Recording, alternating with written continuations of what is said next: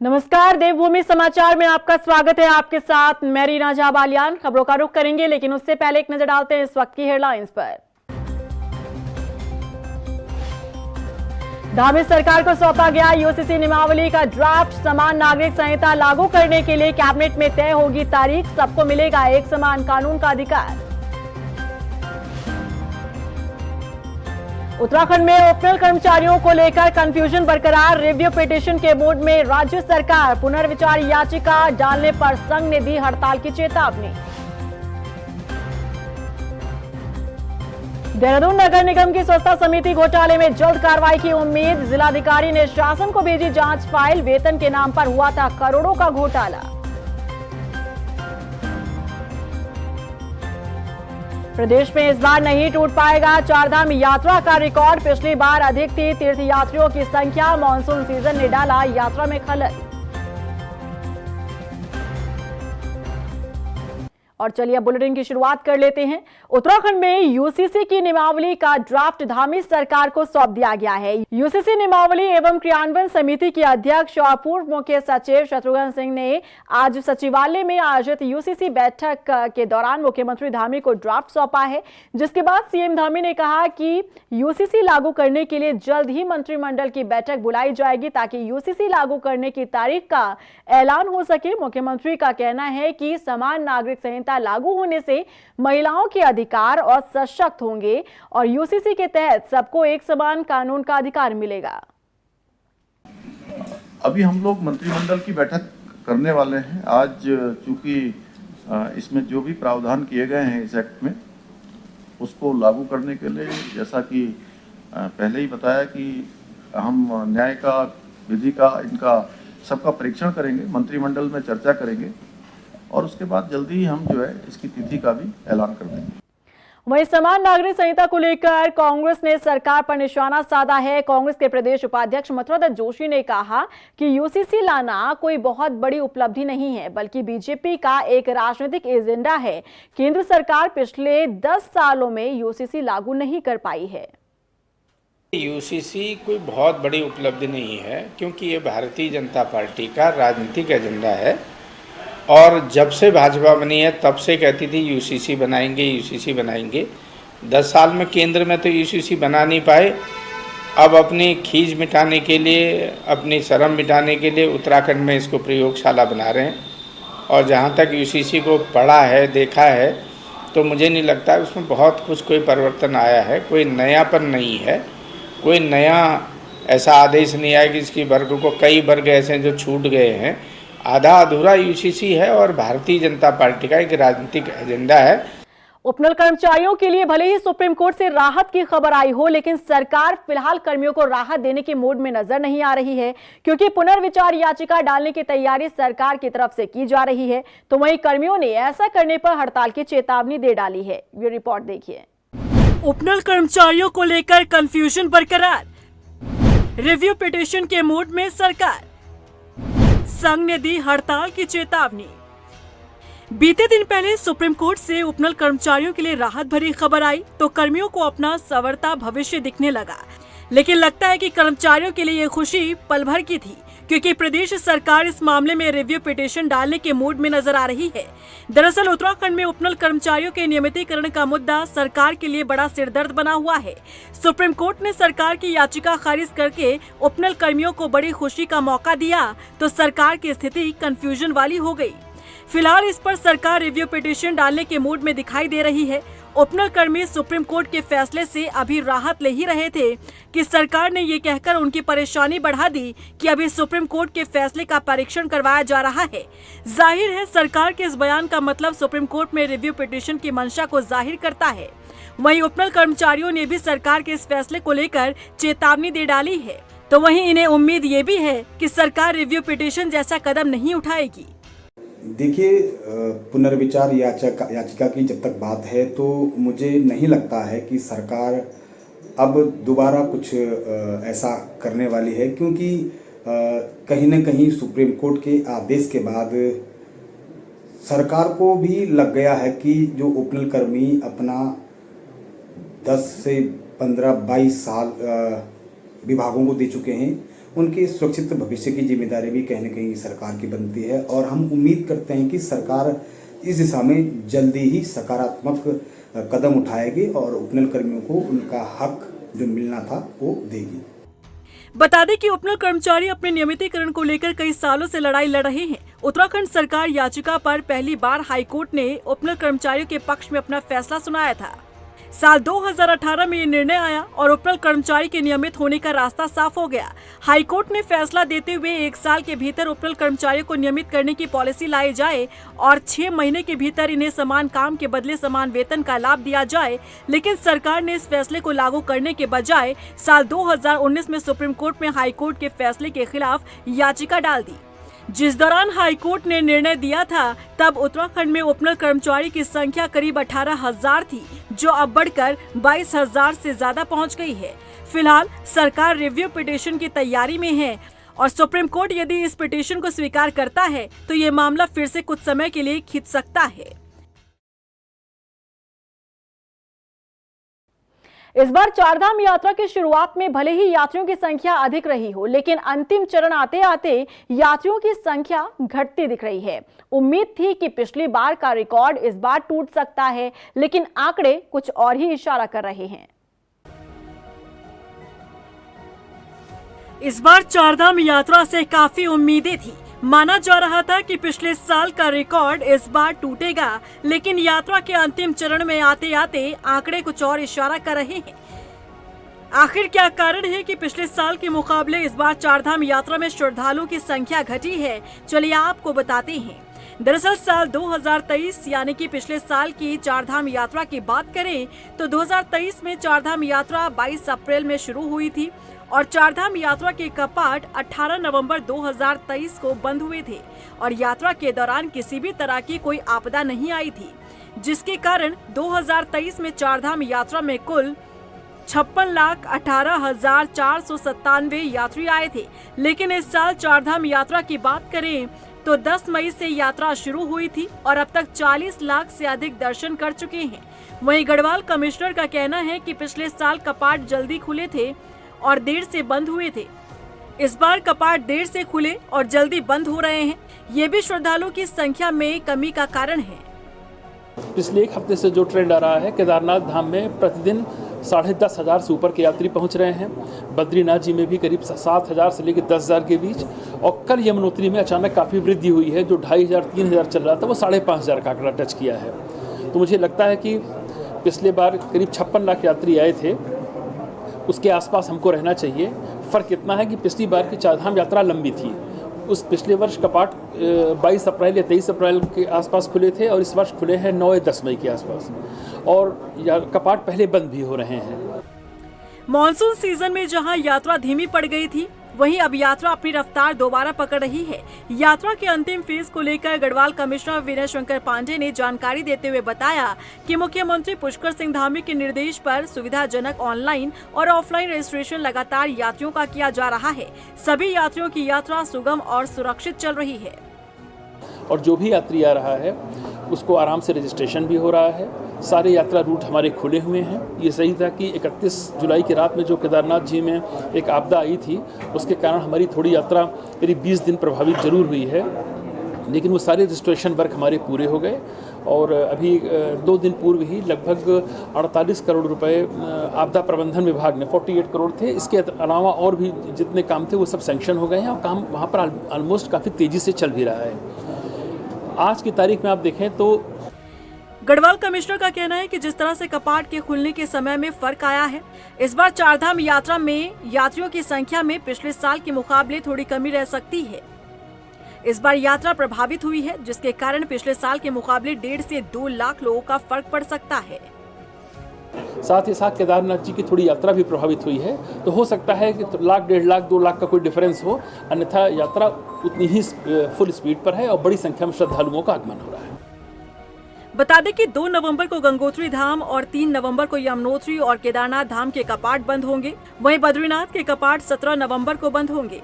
चारधाम यात्रा के कपाट बंद होने में समय है और कहीं न कहीं आंकड़ा 50 लाख तो पार कर ही जाएगा, लेकिन जिस तरह से सरकार उम्मीद जता रही थी कि इस बार रिकॉर्ड टूटेगा, फिलहाल इसकी उम्मीद कम ही नजर आ रही है।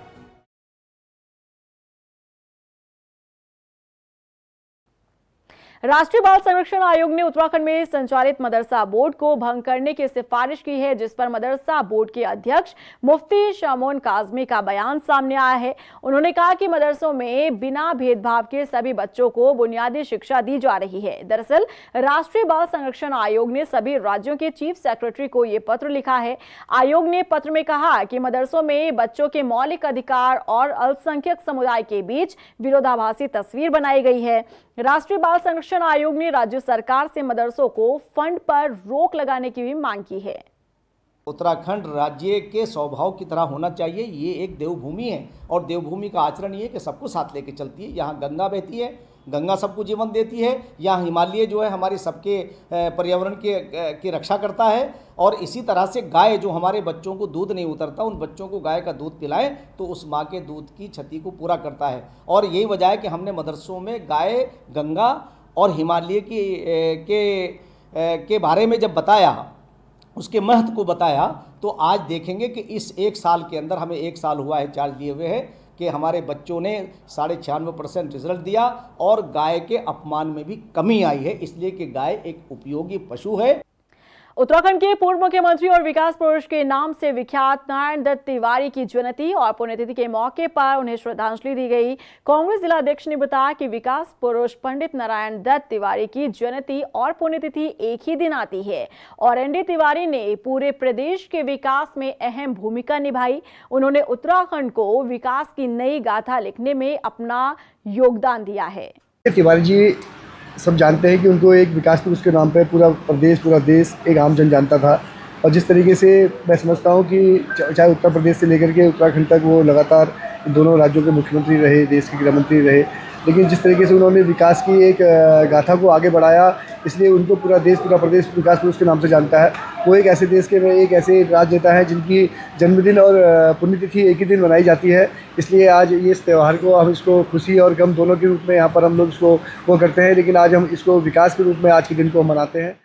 वहीं देहरादून नगर निगम की स्वच्छता समिति घोटाले की जांच फाइल अब जिला अधिकारी ने शासन को भेज दी है। उम्मीद जताई जा रही है कि करोड़ों के घोटाले में अब जल्द ही कोई बड़ी कार्रवाई की जाएगी। दरअसल मोहल्ला स्वच्छता समिति में 99 अज्ञात स्वच्छता कर्मचारियों की नियुक्ति दर्शाकर वेतन के नाम पर बड़ा फर्जीवाड़ा किया गया था।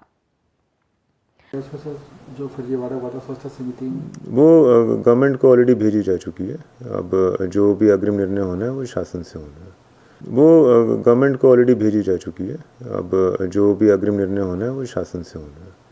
उत्तराखंड में सड़कों के गड्ढों को भरने का काम तय वक्त में पूरा नहीं हो पाया है। लेट लतीफी पर सीएम धामी ने नाराजगी जाहिर की है, तो वहीं गड्ढों को भरने के लिए 15 दिन का और समय दिया गया है। रिपोर्ट देखिए। मुख्यमंत्री पुष्कर सिंह धामी ने लोक निर्माण विभाग को 15 अक्टूबर तक प्रदेश की सड़कों के गड्ढे भरने का समय दिया था, लेकिन 15 अक्टूबर बीतने के बाद भी प्रदेश में 536 किलोमीटर सड़कों में अभी तक पैच वर्क पूरा नहीं हो पाया है। मुख्यमंत्री पुष्कर सिंह धामी ने इस मामले में नाराजगी जाहिर करते हुए अब उन्होंने अगली डेडलाइन दे दी है। 31 अक्टूबर तक लोक निर्माण विभाग को प्रदेश की सभी सड़कों के पैच वर्क पूरा करने के निर्देश दिए गए हैं।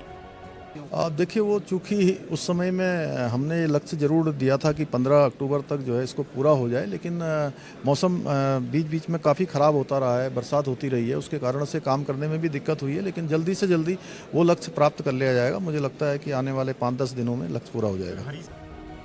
बता दें कि उत्तराखंड में 2429.56 किलोमीटर सड़क में पैचवर्क पूरा होना था। अभी तक प्रदेश में 2316.46 किलोमीटर सड़क पर ही पैचवर्क पूरा हो पाया है। देहरादून में सबसे ज्यादा 96.25% कार्य पूरा हुआ है, लेकिन हल्द्वानी की बात करें तो यहाँ 63.80% पैचवर्क ही पूरा हो पाया है। उत्तराखंड के पूर्व मुख्यमंत्री हरीश रावत ने इस मामले में चुटकी लेते हुए कहा है कि प्रदेश में ये नहीं पता चलता कि गड्ढों में सड़कें हैं या सड़कों में गड्ढे। प्रदेश की सड़कों की हालत बहुत खराब है। 65% भी गलत है। मुख्यमंत्री की आंखों में धूल झोंक रहे, 30% भी नहीं हुए। देहरादूनी में देख लो ना, कितने देहरादून में जब अभी आधे गड्ढे नहीं भरे गए हैं। ये मोथरा वाली और इस रोड में जाकर के जरा से देखो तो सही, क्या हालत है आंतरिक सड़कों के अंदर। हाँ, पिछली बार भी बनाया था और फिर शर्म आई तो उसको वापस कर लिया। अब भी कोई बना रखा है गड्ढा ऐप, तो ये तो ऐप तो जो है सारी जो मुखिया है उनके उस पर है ना। उत्तराखंड कांग्रेस के पूर्व प्रदेश अध्यक्ष और विधायक प्रीतम सिंह ने कहा कि लोक निर्माण विभाग के मंत्री सतपाल महाराज गड्ढा मुक्त ऐप लेकर आए थे। उससे कितना फायदा हुआ ये महाराज ही जानते होंगे। सड़कों की हालत किसी से छिपी नहीं है। गड्ढे भरने की एक तारीख सरकार ने सुनिश्चित की, गड्ढे नहीं भरे। अब सरकार के पास फेस सेविंग के लिए कुछ और नहीं था, इसलिए उन्होंने डेट भी एक्सटेंड कर दी है। तो इससे स्पष्ट परिलक्षित होता है, जब प्रदेश के मुख्यमंत्री के आदेशों का परिपालन नहीं हो रहा है तो फिर ये सरकार कैसे चल रही है, किस दिशा में चल रही है, आप इसका अंदाज़ा लगा सकते हैं। सरकार का एक सूत्रीय कार्यक्रम है भ्रष्टाचार में संलिप्त होना। अब आप देखिए क्या हालत है। एक मंत्री को बचाने के लिए आतिथ्य तक जो है कैबिनेट की बैठक आउट नहीं कर पाए। सीएम धामी के निर्देश के बाद 31 अक्टूबर तक लोक निर्माण विभाग को सड़कों का पैचवर्क पूरा करना है। जरूरी बात ये है कि प्रदेश में सबसे ज्यादा पहाड़ों की सड़क खराब है, जिनकी वजह से आए दिन हादसे होते रहते हैं। ऐसे में देखना होगा कि जो समय सीमा अब बढ़ाई गई है गड्ढों को भरने के लिए, क्या तय समय पर काम पूरा हो पाता है या फिर नहीं।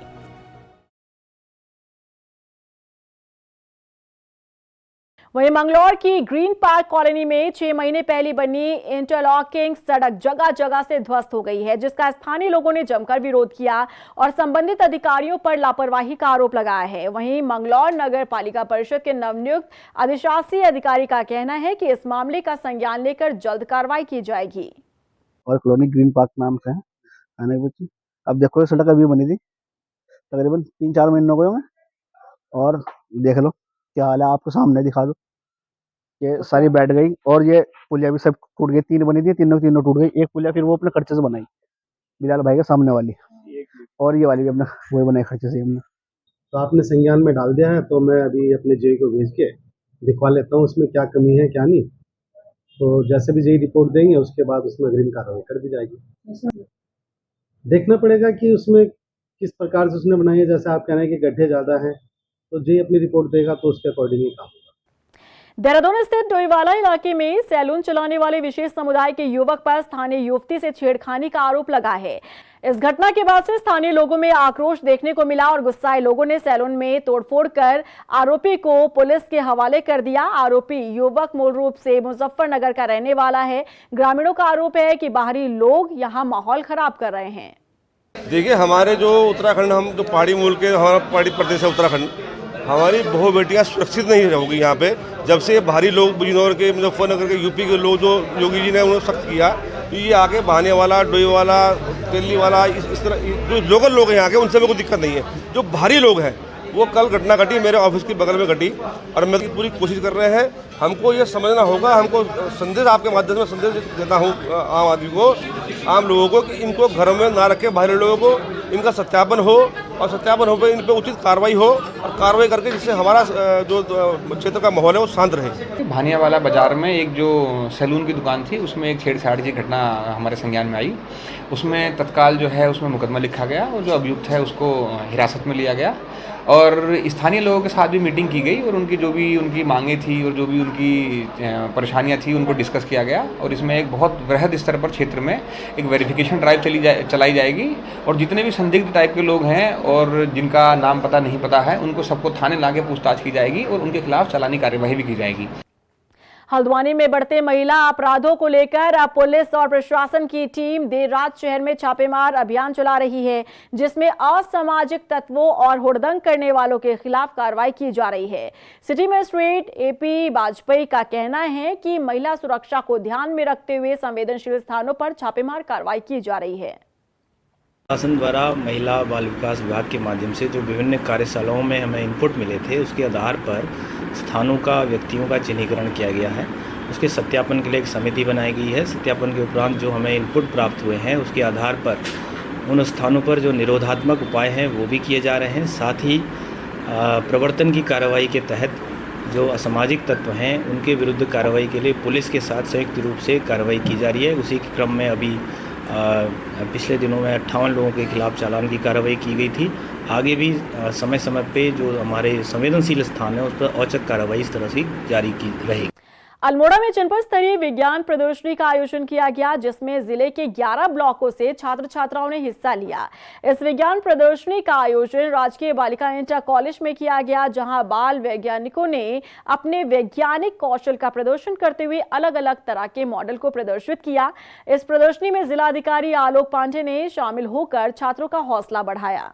देखिए, इस जो विज्ञान प्रदर्शनी का आयोजन किया गया है और बच्चों ने बहुत अच्छे से अपने प्रोजेक्ट बना रखे हैं और इससे न केवल बच्चों का विकास होता है, कई इतनी अच्छी चीज़ें हैं कि उनसे अध्यापक भी कैसे पढ़ाएं ये सीख सकते हैं। और दूसरा, एक बच्चे को देख के ये प्रदर्शनी लगी हुई है, तमाम स्कूलों के बच्चे आए हुए हैं, तो उनको प्रोजेक्ट को देख के बच्चों को भी सीखने को काफ़ी कुछ मिलता है कि दूसरे छात्र ने कैसे अच्छा किया और बड़े अच्छे से वो एक्सप्लेन करते हैं। सर, मैंने मॉडल सस्टेनेबल डेवलपमेंट के लिए मेनली बनाया है।